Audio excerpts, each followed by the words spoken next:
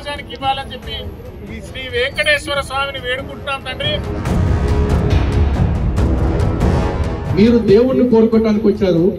దేవుణ్ణి కోరుకోవటానికి వచ్చిన మిమ్మల్ని కాపాడటానికి పనిచేస్తున్న సంఘాలు ఇక్కడ ఉన్నాయి. అవి హిందూ సంఘాలు. ఆలయాలు అంటే ఇన్స్టాగ్రామ్ లో పోస్టులు కాదు, అర్థం చేసుకోండి. భక్తి చాలా ఎక్కువైపోయింది కానీ ఇంటర్నెట్ లో. ప్రభుత్వాలు ఏవైతే ఉన్నాయో మీ కబ్జాలో పెట్టుకున్నటువంటి హిందూ దేవాలయాల్ని వదిలేయండి. మా హిందూ సమాజము, స్వామీజీలు, సంస్థలు, మా లాంటి హిందూ కార్యకర్తలు ఆ దేవాలయాలను పరిరక్షణ చేస్తాం.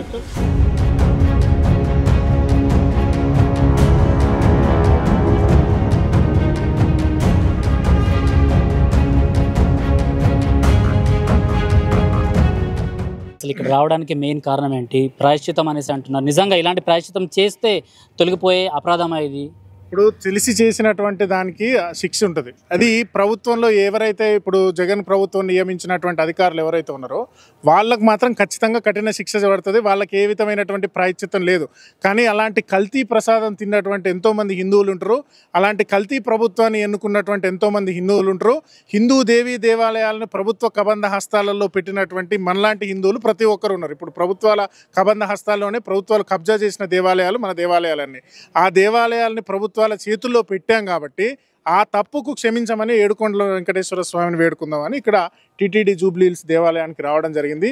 మన డిమాండ్స్ ఏంటంటే రాజకీయ పునరావాస కేంద్రాలుగా తిరుమల తిరుపతి దేవస్థానం కానీ ఆంధ్ర తెలంగాణలో ఉన్నటువంటి దేవాలయాలు ఉండకూడదు. ఇమీడియట్గా రాజకీయ నాయకుల యొక్క జోక్యం అనేది దాంట్లో అతి తక్కువగా ఉండాలి. మఠాధిపతులను, పీఠాధిపతులను, హిందూ ఆర్గనైజేషన్స్ని, హిందూ సంస్థల యొక్క నాయకులను ఒక కమిటీ ఏర్పాటు చేయాలి. ఆ కమిటీ అండర్లోనే ఈ దేవాలయాలు నడవాలి. దేశవ్యాప్తంగా అయినా రాష్ట్ర వ్యాప్తంగా. వేరే రాష్ట్రాలలో చూసుకుంటే కాశీలో కానీ, ద్వారకాలో కానీ, మధురాలో కానీ అక్కడ ట్రస్టులు ఉంటాయి ప్రత్యేకమైన. ఇప్పుడు అయోధ్య కొత్తగా కట్టారు, అయోధ్య ట్రస్ట్ ఉంది. అక్కడ ఏ రాజకీయ పార్టీ మెంబర్లు ఉండరు. ఆ ట్రస్టులలో ఉన్నటువంటి వాళ్ళు దేవాలయాన్ని నిర్వహిస్తారు. కానీ మన టీటీడీ బోర్డు మెంబర్సు దేశవ్యాప్తంగా ఉన్న అన్ని రాజకీయ పార్టీ నాయకులకు సంబంధించినటువంటి రికమెండేషన్స్తో టీటీడీ బోర్డు మెంబర్స్ వస్తారు. సో ఇలాంటి రాజకీయమైనటువంటి పరిపతి ఉన్నటువంటి వాళ్ళందరూ బయటికి వెళ్ళిపోవాలి. అక్కడ అత్యాధునికమైనటువంటి ఒక ల్యాబ్ని ఏర్పాటు చేయాలి. అతిపెద్ద గోశాలను ఏర్పాటు చేయాలి. ఆ గోశాల ద్వారా వచ్చేటటువంటి నెయ్యిని టీటీడీ ఆధ్వర్యంలో చేయాలనేటటువంటి డిమాండ్లతో హిందూ సంస్థల ఆధ్వర్యంలో ఇక్కడ టీటీడీ దేవస్థానానికి వచ్చి నిరసన తెలియజేయడం జరుగుతుంది. అన్న, మనం తినే ఆహార పదార్థాల్లో ఒక ఈగనో లేకపోతే ఇంకేదైనా చిన్న అవశేషాలు ఏమైనా కనిపిస్తేనే ఆ ప్లేట్ని మనం పక్కన పెట్టేస్తాము. ఆ పాలను కూడా మనం టచ్ చేయము. అలాంటిది వెంకటేశ్వర స్వామికి సంబంధించిన ఒక ప్రసాదం. ఎన్నో సంవత్సరాలు, వేలాది సంవత్సరాల నుంచి దీన్ని అత్యంత భక్తి శ్రద్ధలతో మనం ఆ లడ్డును కూడా పూజించే తింటాము. అలాంటిది మీరు ఫస్ట్ టైం వినగానే మీకేమనిపించింది? చాలా గుండె కోసేసినట్టు అయిపోయింది. అంటే చాలా తీవ్రమైనటువంటి బాధ. అంటే రూపం నుంచి అరే ఇంత దారుణంగా ఎట్లా చేసిరా, అసలు వీళ్ళు మనుషులేనా, రాక్షసులు, వీళ్ళు పురుగులు పట్టి చచ్చిపోతారు, అసలు వీళ్ళు అంటే ఇక మాట్లాడకూడదు. దేవాలయంలోనే అంత కోపం వచ్చినటువంటి పరిస్థితి. సో అంత కోపం ప్రతి హిందూ మనసులో ఉంది. ఇక్కడ సమస్య ఏంటంటే భారతదేశంలో ముఖ్యంగా మన తెలుగు రాష్ట్రాల్లో ఉన్నటువంటి సమస్య ఏంటంటే అంత బాధ ప్రతి హిందూ మనసులో ఉన్న రోడ్డు మీదకి వచ్చేటటువంటి పరిస్థితి లేదు. ఇదే ముస్లింల విషయంలో ఇఫ్తార్ విందులో కనుక పంది మాంసం లాంటిది ఏదైనా వెళ్ళిందంటే దేశవ్యాప్తంగా ముస్లింలు ఎంత రచ్చ చేస్తారు. క్రైస్తవులకు సంబంధించినటువంటి దాంట్లో ఇట్లాంటివి జరిగితే ఎంత రచ్చ చేస్తారు. కానీ హిందువులు ఎవరు బయటికి రావట్లేదంటే ఈ దేవాలయాల్ని హిందువులకు దూరం చేసేసిర్రు. ప్రభుత్వాల కబ్జాలలో దేవాలయాలను పెట్టుకుని దేవాలయంలో ఒక హిందూ పోవాలంటే 10 రూపాయలు, 20 రూపాయలు, 100 రూపాయలు జేబులో ఉంటేనే వాడు నా దేవుణ్ణి చూసుకోగలను అనేటటువంటి మానసిక దౌర్భాగ్యమైనటువంటి స్థితికి తెలుగు రాష్ట్రాల్లో ముఖ్యంగా ఈ దేవాలయ వ్యవస్థను తీసుకొచ్చారు. కాబట్టి వాటిని బయటికి తీసుకురావాలి. ఎందుకంటే దేవాలయం నుంచి హిందూకి ఏం రావట్లా. హిందూ జేబుల్లో నుంచే ఎండోన్మెంట్ డిపార్ట్మెంట్కి పోతుంది దేవాదాయ ధర్మాశాఖ. ఆ పరిస్థితి మారాలి అనేటటువంటి ఉద్దేశంతోనే మాలాంటి ఆర్గనైజేషన్. క్రైస్తవ గవర్నమెంట్ నడిచింది, వైసీపీ గవర్నమెంట్ నడిచింది అని మీరు చెప్పుకొస్తున్నారు. ఇప్పుడు పవన్ కళ్యాణ్ గారు ముందుకు వచ్చేసి సనాతన ధర్మానికి మేము పెద్దపీట వేస్తాము, మిగిలిన మతాల్ని కూడా మేము సమానంగా రెస్పెక్ట్ చేస్తామనేసి అంటున్నారు. అండ్ సనాతన బోర్డు లాంటిది ఏర్పాటు చేయాలనేసి సోషల్ మీడియా చెప్తుంది. అండ్ ఆయన కూడా ఇలాంటిది ఒక బోర్డు ఉండాలి అనేసి ఆయన చెప్తున్నారు. దీన్ని ఎలా స్వాగతిస్తారు మీరు? ఖచ్చితంగా బోర్డు ఉండాలి. కానీ బోర్డుకు మీరు ఏ రకమైనటువంటి పవర్స్ ఇస్తారు? జ్యుడిషియల్ పవర్స్ ఇస్తారా? ఏదో తాత్కాలికమైనటువంటి ఒక బోర్డును ఏర్పాటు చేసి చేతులు దులుపుకుంటారా? జ్యుడిషియల్ పవర్స్ లేనటువంటి బోర్డు ఎందుకు? దండగ కదా. జ్యుడిషియల్ పవర్స్తో కూడినటువంటి బోర్డుని ఏర్పాటు చేయాలి అనేటటువంటి డిమాండ్ మాది. అదే ఇక్కడ రాశాం కదా, చట్టబద్ధత, చట్టపరమైనటువంటి అధికారాలు కలిగినటువంటి బోర్డుని ఏర్పాటు చేస్తేనే మనకు దీనికి శాశ్వతమైనటువంటి పరిష్కారం ఏదో హిందూ ఆర్గనైజేషన్స్ నలుగురిని కలుపుకొని స్వామీజీలు నలుగురిని కలుపుకొని బోర్డు వేసేసేసి ఏర్పాటు చేసేసి ఏదో చేతులు దులుపుకునేటటువంటి పరిస్థితి లేదు. దీని మీద చాలా కఠినమైనటువంటి చర్యలు తీసుకోవాలి. భవిష్యత్తులో హిందూ సమాజం అంతా హర్షించదగినటువంటి ఒక స్టెప్ తీసుకుంటే తప్ప వచ్చే ఎలక్షన్స్లో టీడీపీ, జనసేన, బీజేపీ కూటమికి ఓట్లు రావు. ఇదైతే గ్యారంటీ. అన్న చెప్పండి, మొదటగా అసలు ఏం జరుగుతుంది? తిరుమల విషయం వచ్చేసరికి హిందూ జనశక్తి నుంచి లలిత్ అనే ఒక ఫైటర్ ముందుకు వస్తాడు, అండ్ శివశక్తి నుంచి కరుణాకర్ అన్న అండ్ అన్న కళ్యాణ్ అన్న ఇలాంటి వాళ్ళు బయటకు వస్తుంటారు. ఎందుకు మీరు హిందూ ఆలయాలపైన అక్కడి అన్యమత ప్రచారకులు ఎవరైతే ఉన్నారో, అక్కడ వర్క్ చేసే వాళ్ళు ఉన్నారు, వీళ్ళందరిపైన ఫైట్ చేస్తున్నా కూడా ఇంత పెద్ద అపచారం జరిగింది ఎందుకు? అంటే వైసీపీ గవర్నమెంట్ హయాంలో ఇలాంటివన్నీ జరిగిన ప్రతిసారి మీరు బయట పెడుతున్నా కూడా ఇప్పటికీ అర్థం కాని వాళ్ళకి ఏం చెప్పాలనుకుంటున్నారు అసలు? నిజంగా ఈరోజు బాధాకరమైన విషయం ఏంటంటే అండి, గత 5 ఏళ్ల నుంచి వైసీపీ ప్రభుత్వం వచ్చిన కాడి నుంచి ప్రతి చోట, తిరుపతిలో కాదు మిగతా అన్ని దేవాలయాల్లో కూడా ఇలాంటి అన్యాయాలు, అకృత్యాలు జరుగుతూనే ఉన్నాయని మేము ఎన్నిసార్లు చెప్పినా హిందూ సమాజం చాలా వరకు నిర్లిప్తంగానే ఉంది. కానీ ఈరోజు ఒక రాష్ట్ర ముఖ్యమంత్రి స్థాయిలో ఉన్న వ్యక్తి బయటకు వచ్చి ఇలా జరిగింది అని చెప్పేసి ఒక సంఘటన బయట పెట్టారు. అయితే మేము ఎన్ని సంఘటనలు అయితే చెప్పామో వాటన్నిటిని తలదన్నే సంఘటన ఇది. ఎందుకంటే ప్రపంచ ప్రఖ్యాతిగాంచిన ఆధ్యాత్మిక క్షేత్రం తిరుమల అంటే హిందువులకు ప్రపంచ ఆధ్యాత్మిక రాజధాని చెప్పాలి అంటే. అలాగే తిరుమల తిరుపతి దేవస్థానానికి ఒక పేటెంట్ కలిగిన లడ్డు అది. అటువంటి లడ్డూలోకి ఫిష్ ఆయిల్ కావచ్చు, లేకపోతే బఫెలో టాలో కావచ్చు, అదేవిధంగా లాడ్ కావచ్చు, ఇట్లాంటివి ఫారిన్ బాడీస్ ఏవైతే ఉన్నాయో, అంటే దాన్ని ఏమన్నా ఈ మాంసానికి సంబంధించిన పదార్థాలు ఏవైతే ఉన్నాయో అటువంటి పదార్థాలన్నీ కలిసేలాగా చేశారు. అంటే నిజంగా అక్కడ ఈ అవినీతికి పాల్పడటానికి కారణమైన వాళ్ళు మనుషుల, పశువుల మాకు అర్థం కావట్లా. పశువుల కంటే కూడా కదా, పూర్వం యజ్ఞాల్లో రాక్షసులు మాంసం ముద్దలు, రక్తాలు వేసేవాళ్ళని చెప్పేసి విన్నాము. వీళ్ళ రాక్షసుల కంటే దిగజారిపోయి భక్తుల్ని ఇంత దారుణంగా అవమానిస్తారా? ఏ ప్రజలైతే ఓట్లేసి వాడిని గద్దెనెక్కించారో ఆ ప్రజల్ని, వాళ్ళ మనోభావాల్ని ఇంత అరాచకంగా ఏడిపిస్తారని ఎవడో ఎక్స్పెక్ట్ కూడా చేయలేదు. అలాగే ఆ తప్పు జరిగితే కూడా వీళ్ళు ఇప్పుడు నిన్న ప్రెస్ మీట్ పెట్టి మాజీ సీఎం సిగ్గు లేకుండా దాన్ని సమర్థించుకుంటున్నాడు. మేము పర్ఫెక్ట్గానే చేసాం, ఇదంతా ఫేక్ న్యూస్ అది ఇది అని చెప్పేసి. ఏది ఫేక్ న్యూస్? భక్తుల్ని ఇబ్బంది పెట్టడం కోసం 15 రూపాయల టోల్గేట్ ట్యాక్స్ని 50 రూపాయలకి పెంచింది అబద్ధమా? అలాగే 25 రూపాయల లడ్డూని 50 రూపాయలకి రేటు పెంచింది అబద్ధమా? 100 రూపాయల అద్దె గదుల్ని 500 చేసింది అబద్ధమా? 500 రూపాయల అద్దె గదులను 2000 చేసింది అబద్ధమా? ఉచిత దర్శనాల్ని 1 సంవత్సరం పాటు లేకుండా చేసింది అబద్ధమా? కరోనా పేరుతోటి సేవా టికెట్ల రేట్లని 100 రూపాయల సేవా టికెట్లని 10,000, లేకపోతే 200 టికెట్లని 2,500, 20,000 అంటూ అడ్డగోలుగా రేట్లు పెంచింది అబద్ధమా? ఏది అబద్ధం కాదే. తిరుమల తిరుపతి దేవస్థానంలో అన్యమత ఉద్యోగస్తులు పనిచేస్తున్నారన్నది అబద్ధమా? ఆ అన్యమత ఉద్యోగస్తులు అప్పుడప్పుడు వాళ్ళ మతాన్ని ప్రచారం చేసుకుంటూ మన క్షేత్ర ప్రాధాన్యతని, పవిత్రతని దెబ్బతీస్తున్నారన్నది అబద్ధమా? సాక్షాత్తు ఒక దౌర్భాగ్యపు పాస్టర్ ముండా కొడుకు కొండపైకి వెళ్ళిపోయి సాతాని గుళ్ళో ఉన్నాడు, ఈ సాతాన్ని తీసేసి ఇక్కడ తొందరలో సిలువను ప్రతిష్ఠిస్తాం అని మాట్లాడింది అబద్ధమా? ఇవన్నీ అబద్ధం కానప్పుడు ఇది ఒక్కటే అబద్ధం అంటూ సిగ్గు లేకుండా ఎట్లా చేసుకుంటాడు? కనీసం నాకు తెలియకుండా జరిగింది, అటువంటి వాటి మీద నిజంగానే యాక్షన్ తీసుకోండి అనున్న ఒక రకంగా తీసుకునేవాళ్ళు. కానీ దాన్ని ఇంకా కవర్ చేసుకునే ప్రయత్నం చేస్తున్నాడు. అంటే ఈ తప్పులో వీళ్ళ భాగస్వామ్యం కూడా ఉంది, వీళ్ళ పాపం ఎక్కడ బయటపడుతుందని చెప్పేసి మొత్తానికి వార్తనే ఖండించే ప్రయత్నం చేస్తున్నారు. కానీ హిందువులుగా మేము చెవుల్లో పువ్వులు పెట్టుకుని లేము. మేము ఖచ్చితంగా దీని మీద యాక్షన్ తీసుకోవాలని ముఖ్యమంత్రిని కోరుతున్నాం. ఎందుకంటే ముఖ్యమంత్రి చంద్రబాబు నాయుడు గారు ఊరికే ఒక స్టేట్మెంట్ ఇచ్చేసేసి ఇదిగో ఇలా అవినీతి జరిగిందట, ఇలాంటి మోసం జరిగిందంట అని మాట చెప్పేస్తే సరిపోదు. మీరు ఆధారం కూడా బయట పెట్టాను అంటున్నారుగా. మీ ఆధారాల్లో మీకు అంత కాన్ఫిడెన్స్ ఉంటే ఎవడైతే తప్పుకు పాల్పడ్డారో వాళ్ళని అరెస్ట్ చేయండి, వాళ్ళని కఠినంగా శిక్ష పడేలా చేయండి. మా వరకు మనకి హిందువుల పరంగా కఠిన శిక్ష అంటే నేను ఒకటే కోరుకుంటా, అరబ్ దేశాల్లో వేసినట్టు వాళ్ళని రాళ్లతో కొట్టి చంపాలంట. కానీ మనం ప్రజాస్వామ్యంలో బ్రతుకుతున్నాం కాబట్టి అవకాశం మీకే ఇస్తున్నాం. చట్టపరంగా ఏ విధంగా శిక్షించగలరో ఆ విధంగా శిక్షించి అప్పుడు హిందువులకు మేము న్యాయం చేశాము, అదిగో జగన్మోహన్ రెడ్డి చేసిన అన్యాయాన్ని మేము సరిదిద్దాం అని చెప్పండి. అలా కాకుండా మేనమేషాలు లెక్కిస్తూ మేము ఒకటే పబ్లిక్లో రాజకీయ లబ్ధి కోసం ఒకటి మీద నిందేస్తామని మాట్లాడితే దాన్ని మేము కూడా ఖండిస్తాం. ఆ నిందని చంద్రబాబు నాయుడు గారు కూడా ఎదుర్కోవాల్సి వస్తుంది. ఎందుకంటే మాకు రాజకీయంగా చంద్రబాబు నాయుడు అయినా ఒకటే, లేకపోతే జగన్మోహన్ రెడ్డి అయినా ఒకటే. మాకు ఏ పార్టీ మాకు ఫ్రెండు కాదు, ఒకళ్ళ శత్రువు కాదు రాజకీయంలో. కానీ జగన్మోహన్ రెడ్డి అనే వ్యక్తి తన క్రైస్తవ ప్రభుత్వం ఆధ్వర్యంలో మాత్రం టీటీడీని అనేక రకాలుగా భ్రష్టు పట్టించాడు. చివరికి ఒక ముఖ్యమంత్రిగా ఉంటూ స్వయంగా తను కొండపైన అన్యమతస్తులు వస్తే డిక్లరేషన్కి సంతకం పెట్టాలనే నిబంధనని తొంగలోకి దొక్కాడు.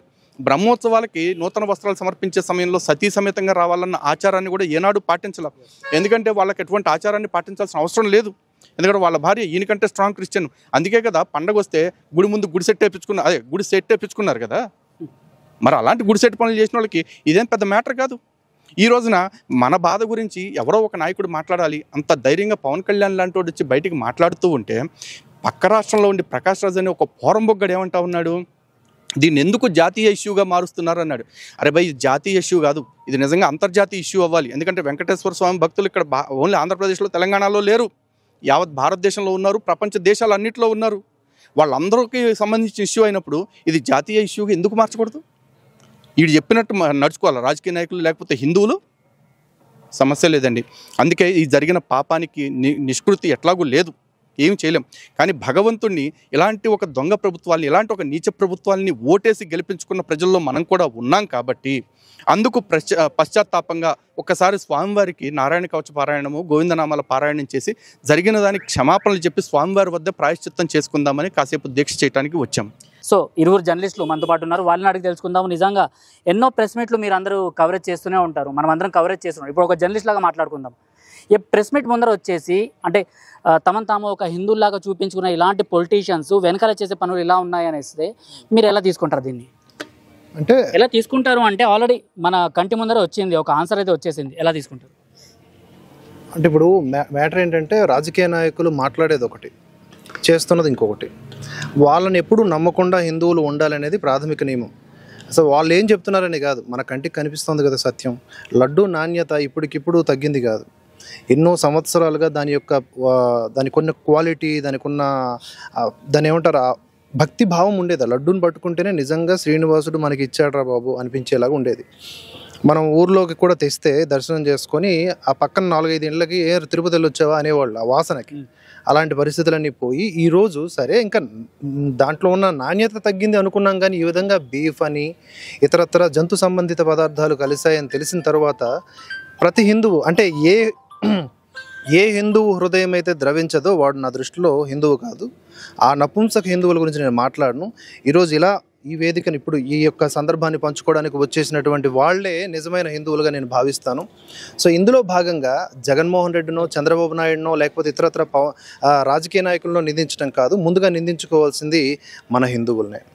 సో రోడ్డు మీదకి వచ్చేటటువంటి ఒక అవకాశం వచ్చింది. ఇప్పుడు ఎవడు కూడా మనల్ని అడగలేడు ఎందుకురా వచ్చావు నువ్వు అని. అరే నువ్వు నా గుండెల మీద అనేటటువంటి ఒక చెడ్డ పని చేసావు, అందుకే వచ్చామని. కానీ ఇప్పటికీ కూడా ఎంతమంది వస్తున్నారు? సో మనం ఇంత అరుస్తున్నా, ఇంత వేగిరపడుతున్నా కూడా ఏం ప్రయోజనం?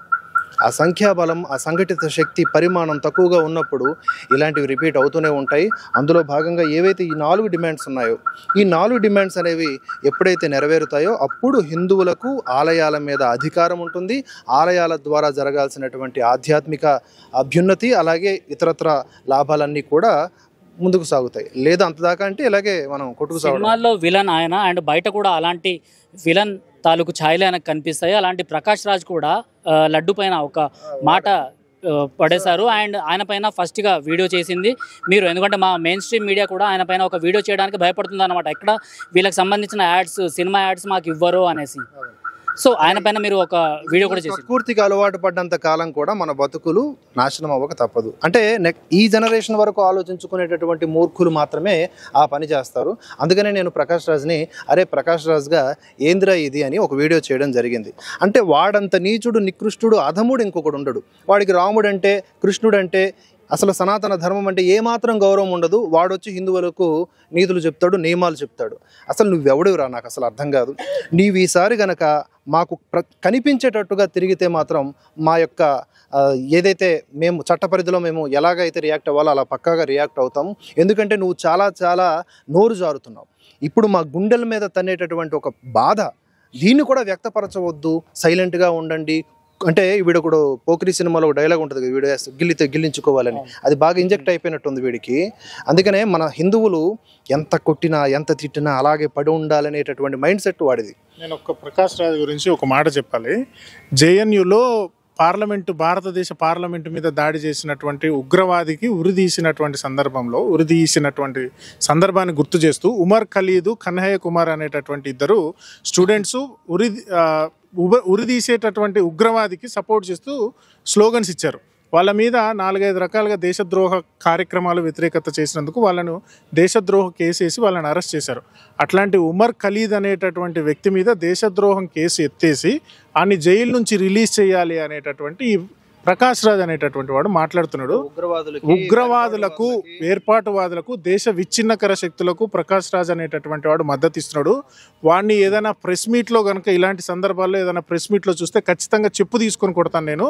వాడు ఎక్కడ కనబడితే అక్కడ, రోడ్డు మీద కనబడ్డా, ప్రెస్ మీట్లో కనబడ్డా వాడు ఇక్కడికి వస్తున్నాడని తెలిస్తే ప్రకాష్ రాజ్ గారిని చెప్పులతో కొట్టి, గాడిద మీద గుండు కొట్టి, బొట్లు పెట్టి ఊరేగిస్తారు హిందూ సమాజము. అరే ప్రకాష్ రాజ్ గారు, నువ్వు ఇది చూసినా నీకు ఇది అర్థమైతే గుర్తుపెట్టుకో, నువ్వు ఉగ్రవాదులకు సపోర్ట్ చేస్తూ దేశ ద్రోహులకు, దేశ విచ్ఛిన్నానికి కారణమయ్యేటటువంటి జార్జ్ సోరోస్ కంపెనీతో పనిచేస్తున్నావు. చెప్పు దెబ్బలు తింటావురా నువ్వు. ఇంత గుళ్ళో ఉన్నాను కాబట్టి బూతులు మాట్లాడలేకపోతున్నా. ఇది ప్రకాష్ రాజ్కి వెళ్ళే వరకు షేర్ చేయండి. జై శ్రీరామ్. పవన్ కళ్యాణ్ గారి స్టేట్మెంట్ మీరు ఎలా తీసుకుంటారు? సూపర్ స్టేట్మెంట్ అది. కాకపోతే ఎంత జుడిషియరీ ఇప్పుడు వక్ఫ్ బోర్డు ఉంది అంటే కంపారిజన్ అని కాదు. వక్ఫ్ బోర్డు ఎందుకు అంత బలమైనది అంటే దానికి చట్టపరమైనది. సుప్రీంకోర్టు కంటే అంటే ఇది నాది అంటే నాదే, ఇక అంత అక్కర్లేదు. కానీ ధర్మబద్ధంగా హిందూ దేవాలయానికి సంబంధించిన ఒక సనాతన బోర్డు అనేది ఏర్పాటు చేసి దానికి చట్టపరమైనటువంటి హక్కులు కల్పించి నాణ్యమైన హిందూ సమాజంలో ఉండే అంటే నాణ్యమైన హిందువులను మాత్రమే అందులో పెట్టాలి.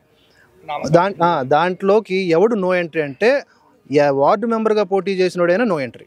అంటే రాజకీయ ఛాయ ఉన్న ఏ ఒక్కడు కూడా దాంట్లోకి ఎంట్రీ లేదు అనే ఒక ప్రాథమిక నిబంధన పెట్టి నిజమైన హిందువులు, సనాతన ధర్మ బంధువులు, అలాగే స్వామీజీలు, ఇలాంటి హిందూ వీరులు ఎవరైతే ఉన్నారో వాళ్ళని అటువంటి వాటిల్లో పెట్టి ఏ రాష్ట్రానికి ఆ రాష్ట్రాన్ని బోర్డులు సెపరేట్ చేసి మొత్తం అంతటినీ కలిపి ఒక యునైటెడ్ బోర్డు ఒకటి పెడితే గనక తప్పకుండా దానివల్ల మంచి లాభం ఉంటుంది.